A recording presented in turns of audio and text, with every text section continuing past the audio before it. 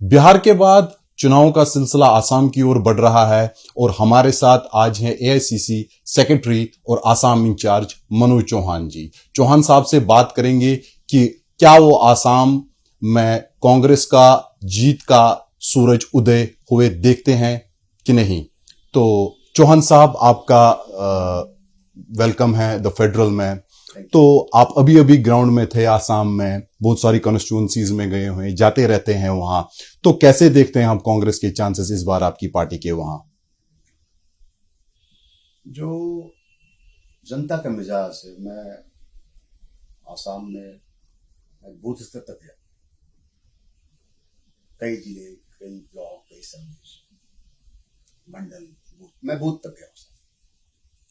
तो जो मिजाज है जनता का, जनता हेमंत बिश्व शर्मा की सरकार को बदलना चाहती है। और ये जो चुनाव है अप्रैल के महीने में, इस चुनाव में जनता स्वयं चुनाव लड़ेगी। हेमंत बिश्व शर्मा, उनके कुछ लेफ्ट राइट मिनिस्टर्स और उनकी स्वयं की धर्मपत्नी का करप्शन इस लेवल पे है, इस लेवल पे करप्शन है कि जनता आजिज हो चुकी है, जनता परेशान है, जनता इंतजार कर रही है कि अप्रैल का महीना आए और वो ईवीएम बटन दबाए और हेमंत बिश्व शर्मा सरकार को बेदखल करे। तो चौहान साहब, आप ये कह रहे हैं कि हेमंत बिश्व शर्मा जो पूर्व में आप ही के पार्टी के एक एमएलए हुआ, लीडर हुआ करते थे, तो फिर कांग्रेस छोड़ के बीजेपी में चले गए। बहुत बड़ा चैलेंज है आपके लिए, और आप जैसा कह रहे हैं कि करप्शन की एलिगेशंस आप लगा रहे हैं उनके खिलाफ। तो ये क्या बहुत बड़ा मुद्दा आप देख रहे हैं इस चुनाव में आसाम में? मैं एलिगेशन नहीं लगा रहा, ये एस्टैब्लिश्ड करप्शन है, जो एक तरह से कह सकते पब्लिक डोमेन में है। ये कोई आरोप नहीं लगा रहा, ये सब पब्लिक डोमेन में है। उनका करप्शन, उनकी धर्मपत्नी, उनकी भैया का करप्शन, ये पब्लिक डोमेन में है। और क्या होता है कि जब परिवार पूरा संलिप्त हो जाता है करप्शन में, तो फिर जनता माफ नहीं करती।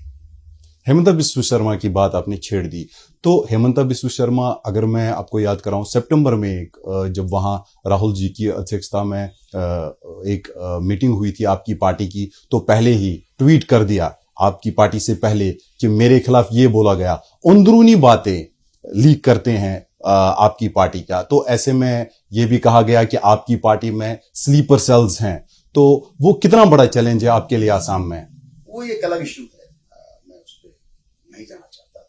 मैं जो राहुल जी ने कहा, वो राहुल जी ने सैगांव में मीटिंग थी जिसमें आदरणीय कांग्रेस अध्यक्ष खड़गे साहब थे, राहुल जी थे और संगठन महासचिव किसी वेणुगोपाल जी थे। उसमें राहुल जी ने स्वयं कहा था कि यही मीडिया, जब असम का विधानसभा चुनाव का नतीजा आएगा, तो यही मीडिया असम के मुख्यमंत्री हेमंत बिश्व शर्मा को जेल जाते हुए दिखाएगी। ऐसा उन्होंने इसलिए कहा कि राहुल जी ने उसके पहले भारत जोड़ो न्याय यात्रा में जब आसाम में उन्होंने की, तो उन्होंने उस वक्त कहा था कि देश का सबसे भ्रष्ट मुख्यमंत्री हेमंत बिश्व शर्मा।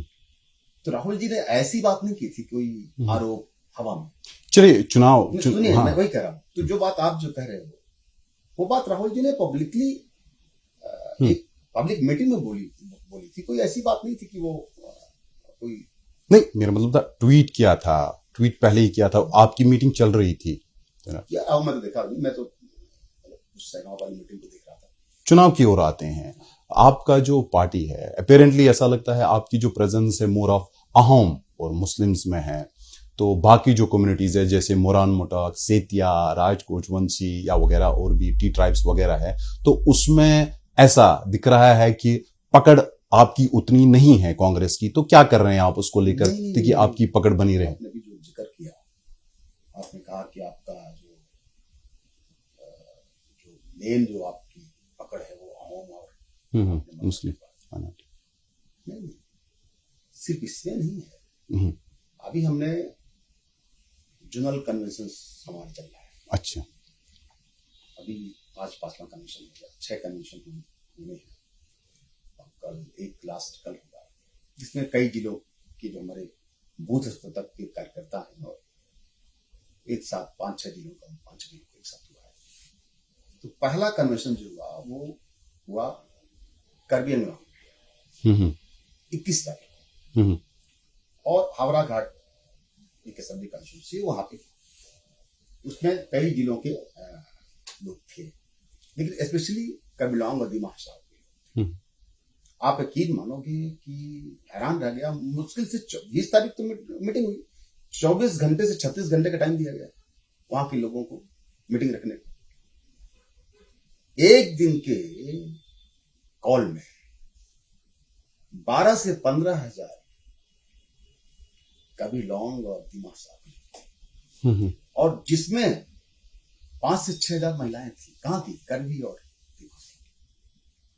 तो अंदाजा लगाइए कि किस तरह का उत्साह है।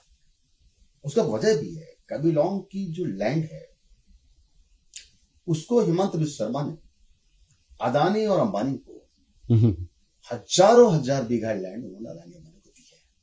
किसकी लैंड? जो हिल्स के लोग हैं, जो ट्राइब है उसकी लैंड, हिल्स के ट्राइब की लैंड जो दी ही नहीं जा सकती, किसी को बेची नहीं जा सकती, वो लैंड हजारों हजार बीघा लैंड अदानी और अंबानी दिया गया है।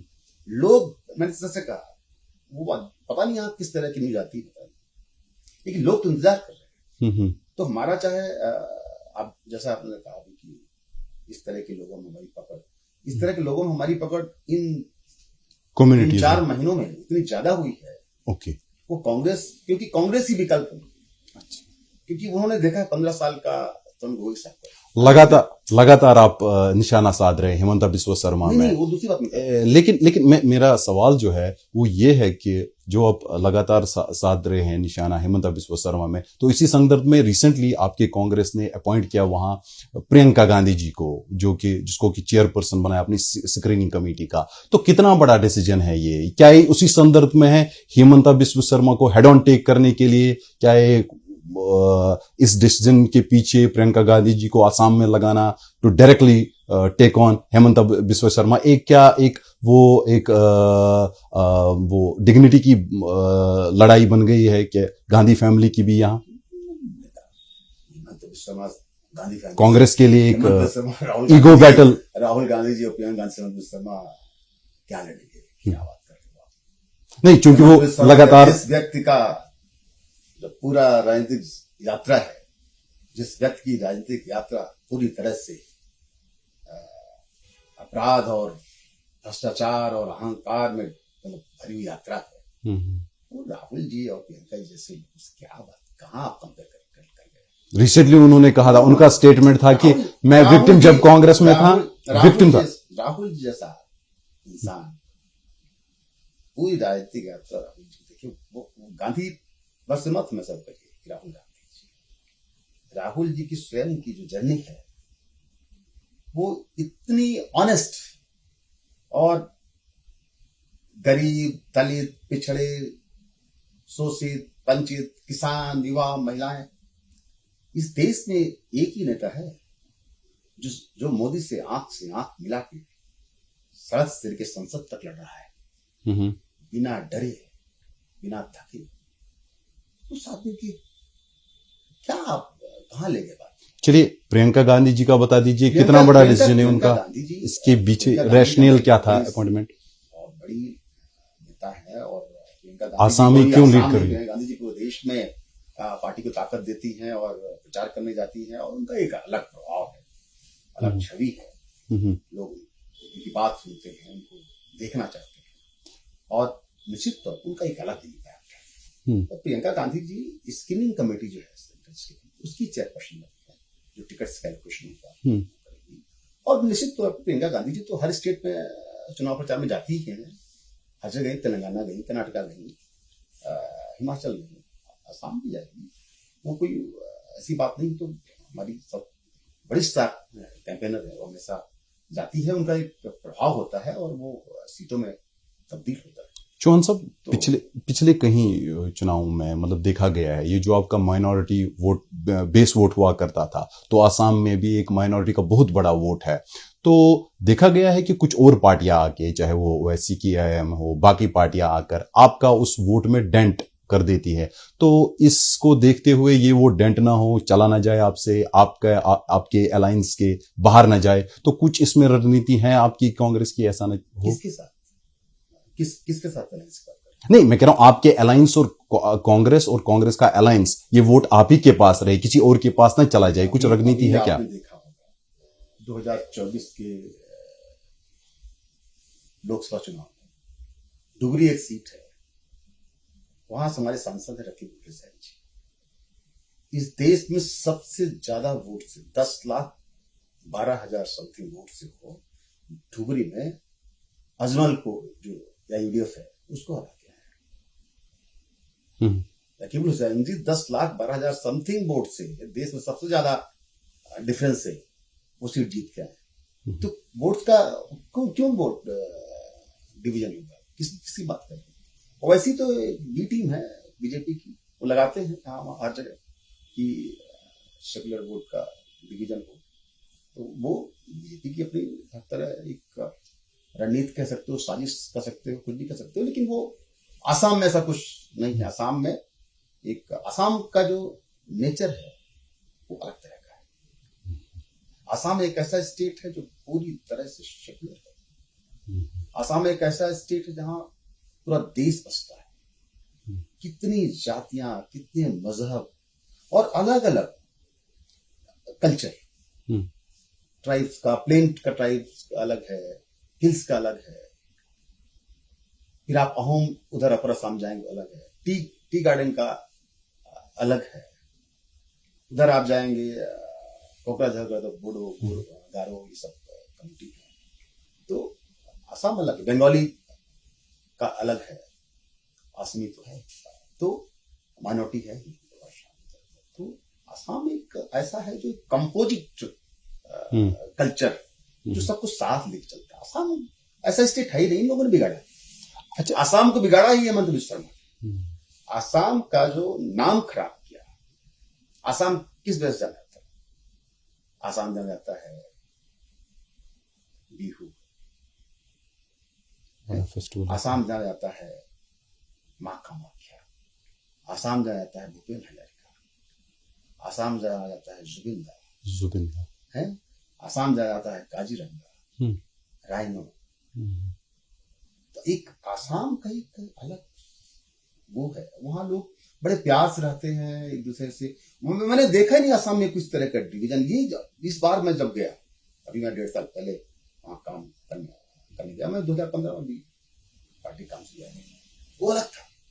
जिस आसाम को तरुण गोगोई साहब ने हितोषय के साथ आसाम को बनाया, वहां पीस लाया, वहां आसाम को डेवलप किया, आसाम के इंफ्रास्ट्रक्चर पे काम किया, एम्प्लॉयमेंट पे काम किया, स्कूल, अस्पताल, रोड्स, सब कुछ किया, और सब लोग बड़े प्यार से रहते थे। उस आसाम को जब से बीजेपी आई, और खासतौर पे जब से हिमंता बिस्वा शर्मा चीफ मिनिस्टर बने, उस आसाम में एक नफरत का माहौल, एक जिसे कह सकते हैं पोलराइजेशन जो पॉलिटिक्स है, तो ये गंदगी ये लाए। इसी को लेकर आसाम का जो बेसिक नेचर है ना, जो आसाम का डीएनए है, वो गजब का है। ऐसा स्टेट जहां इतनी मोहब्बत है, मैं जाता हूं, मुझे इतना स्नेह, इतना प्यार, मतलब लोगों का मिजाज अलग है। आदित्य देव भवो, कोई जाति का मतलब नहीं, कोई मजहब का मतलब नहीं, कोई कुछ नहीं। वो जो अभी जुबिंदा ने जो कहा था, आपने भी उसको फॉलो किया कि मोर कोई जाति नहीं, मोर कोई धर्म ना है, मैं मुक्ता, मैं कंचनजंगा। तो वो जुबिंदा उस मिजाज की बात कर रहे थे। जुबिंदा बात कर रहे थे कि वो ऐसा आसाम चाहते हैं जो पहले था, जिसको इस मुख्यमंत्री हेमंत बिस्वा शर्मा ने बिगाड़ दिया, जिसको एक गलत डायरेक्शन पे लेके चला गया, वोट बैंक की पॉलिटिक्स में एक नफरत सी डाल दी। तो उस आसाम को फिर से, जुबिंदा का मतलब था कि हम वो आसाम देखना चाहते हैं जो आसाम रियल में जिस नाम से जाना जाता है।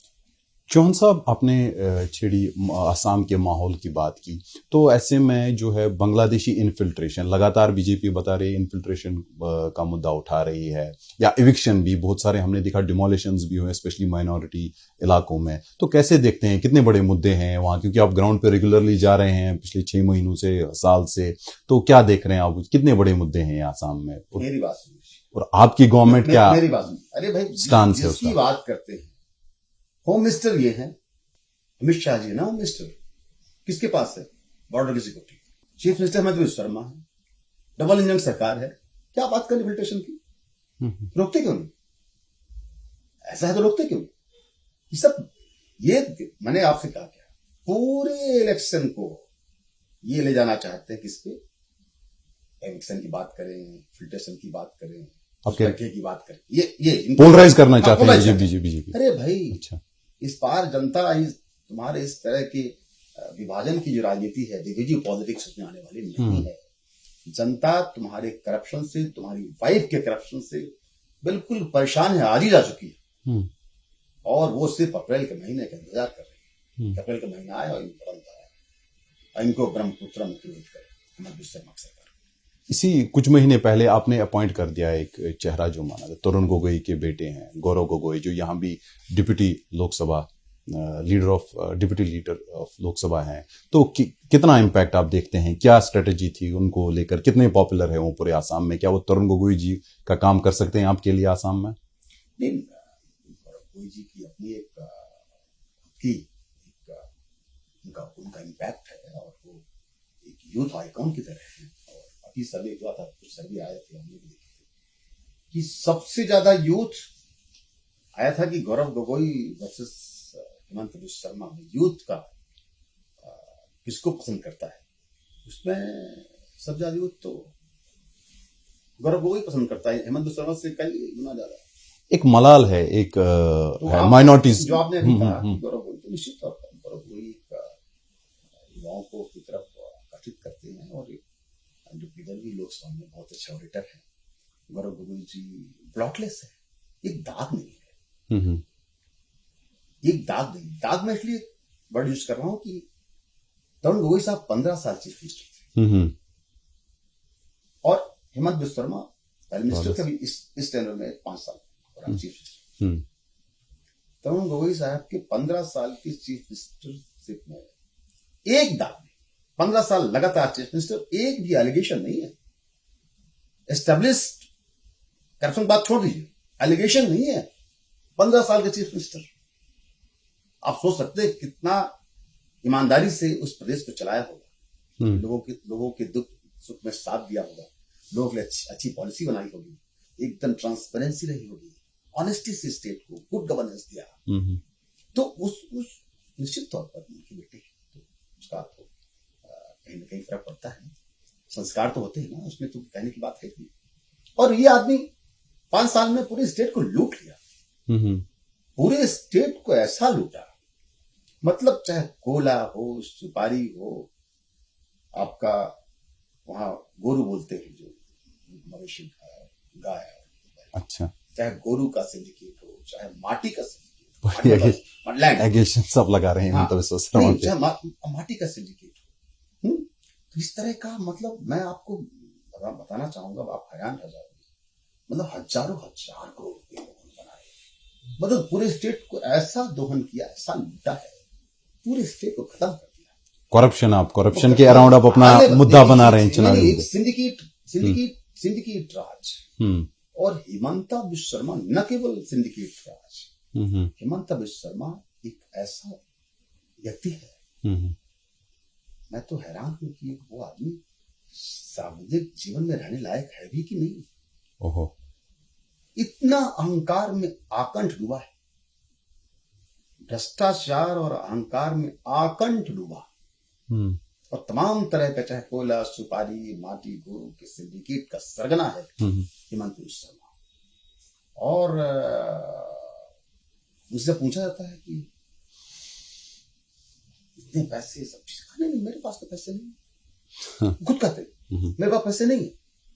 मैं जब कहीं पैसे की जरूरत पड़ती है तो मैं अपनी वाइफ से मांगता हूँ, चलिए चौहान साहब बड़े इल्जाम लगा रहे हैं आप नहीं, तो एक बात आपसे कहा, खुद नहीं, ये स्टेटमेंट उनका है जी, कि मैं अपनी वाइफ मांग लेता हूँ। भाई चलिए तुम्हारी वाइफ क्या मायके से सब कुछ लेके आई थी? हाँ मैं थोड़ा टाइम दीजिए, मैं बताना चाहूंगा कुछ हाँ इंपॉर्टेंट चीजें आप मतलब जो बिल्कुल। बिल्कुल पब्लिक डोमेन में है। उनकी वाइफ का जो गुवाहाटी एयरपोर्ट है ना, गुवाहाटी एयरपोर्ट पे ही 29 बीघा लैंड है किसानों की, जो उनकी वाइफ गुवाहाटी एयरपोर्ट के पास 29 बीघा लैंड।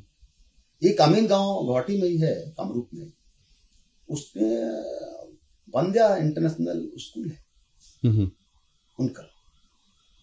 और एक काजीरंगा में एक वानी करके एक रिसोर्ट है, बहुत बड़ा, मतलब करोड़ों करोड़ का। तिनसुकिया, डिब्रूगढ़ और गोलाघाट इनके चाय बागान।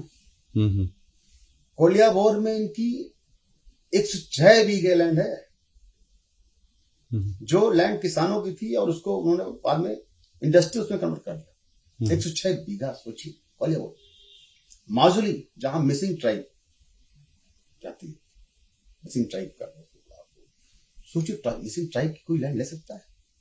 माजुली में इनकी 29 बीघा लैंड। आप सोचिए किस तरह का ऑप्शन, पता नहीं कितने चैनल्स, टीवी चैनल्स की मालकिन है वो। इतनी बड़ी लूट। हमारे यहाँ भी, मैं तो मधेश से आता हूं, तो मुझे याद आता है कि साधना सिंह को भी रेणुकी भैया ने फेल कर दिया। साधना सिंह, शिवराज सिंह जी की, हमारे जो पहले मुख्यमंत्री थे, एक अच्छा मिस्टर शिवराज सिंह चौहान जी, उनकी धर्मपत्नी साधना सिंह जी, इन्होंने साधना सिंह को भी बहुत ही छोड़ दिया रेणुकी भैया, इस लेवल का करप्शन। तो इनको अंदाजा नहीं है कि जनता कितनी रुष्ट है, कितनी नाराज है, कि कर क्या रहे हो, कहाँ जाना है, ये सब करके कहाँ जाना है, कहाँ लेके जाना है। तो पाप का घड़ा इनका भर चुका है। और जैसा मैंने कहा, देखिए अप्रैल के महीने क्या होगा। तो चौहान साहब, आप जैसे कह रहे हैं आश्वस्त है कि अपनी जीत को लेकर सुनिश्चित है, तो लेकिन एक मलाल जो ग्राउंड से सुनने को मिल रहा है माइनॉरिटीज का, स्पेशली मुस्लिम्स, वो उनका कहना है कि मानना है कि कांग्रेस ने हमें लेट डाउन किया है इस पार्टी ने। तो उनके जो मलाल है, उनकी जो ये चीजें, उसको कैसे देखते हैं कि जब प्रॉब्लम्स, हमारे इश्यूज आते हैं तो कांग्रेस भी बीजेपी की तरह चुप ही रहती है इस बारे में? नहीं, ये बिल्कुल ऐसा नहीं। आप शायद इलेक्शन की बात कर रहे हैं। जी जी, बिल्कुल ऐसी बात है। एक बात मैं आपको क्लियर कर दूं, हम यहाँ डिफेंसिव होने वाले लोग नहीं। कांग्रेस पार्टी गांधी की पार्टी है, महात्मा जी की, और कांग्रेस पार्टी महात्मा गांधी के सिद्धांत और विचारों से चलने पार्टी है। ठीक है, यहाँ सबके लिए जगह है।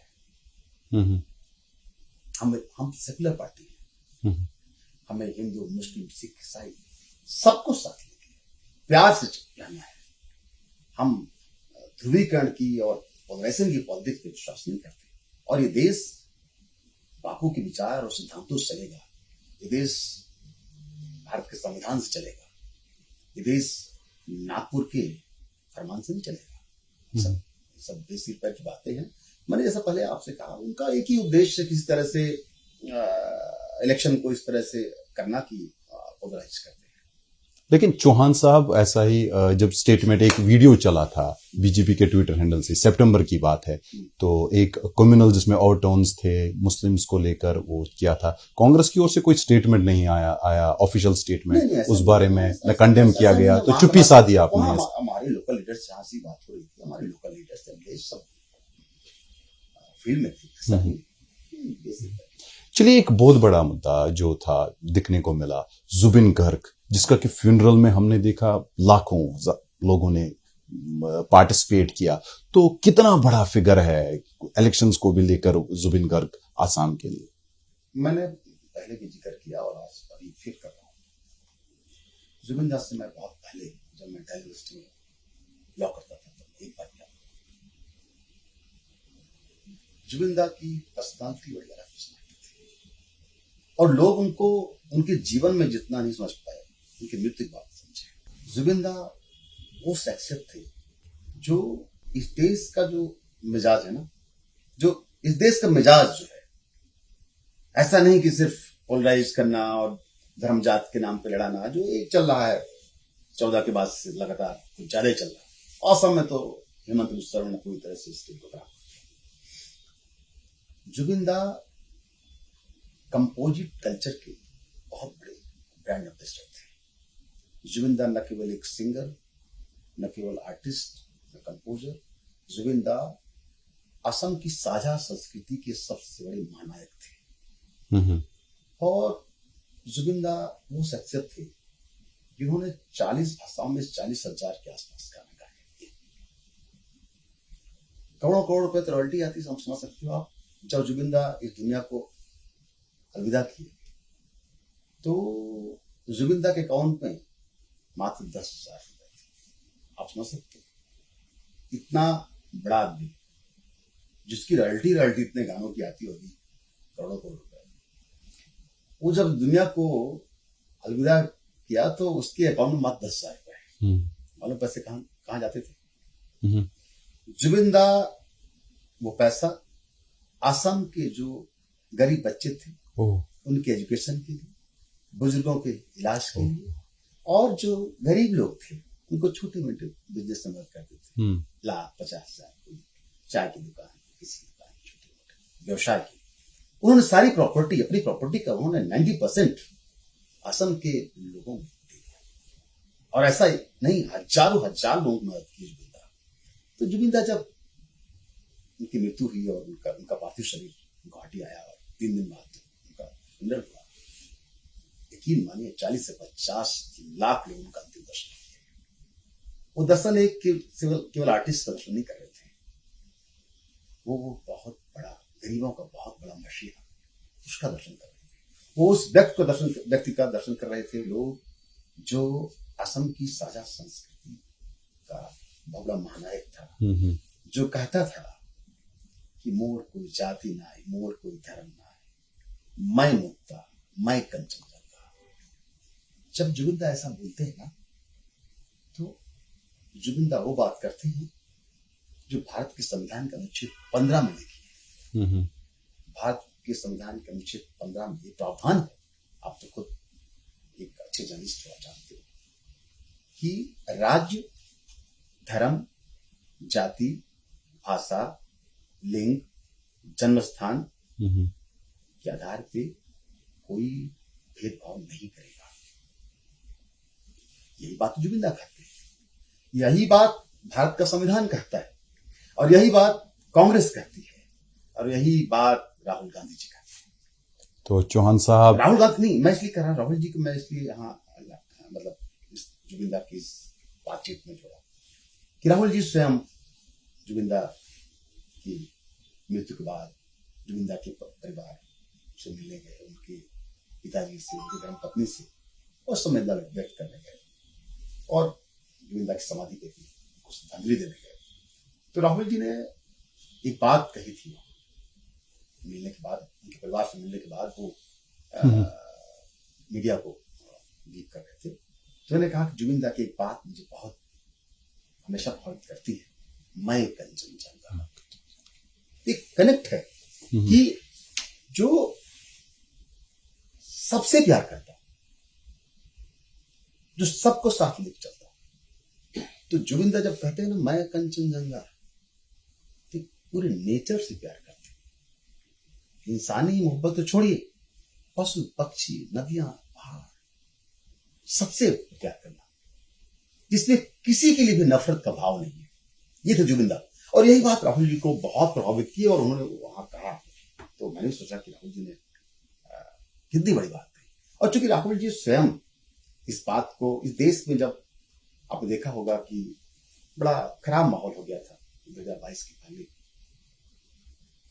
लोगों में लगता था कि देश के पिछड़े थे, दलित थे, आदिवासी थे, आपके माइनॉरिटी के लोग थे, गरीब थे, किसान थे, लोग लगता था क्या होगा देश, बड़ा लोग उम्मीद छोड़ रहे थे।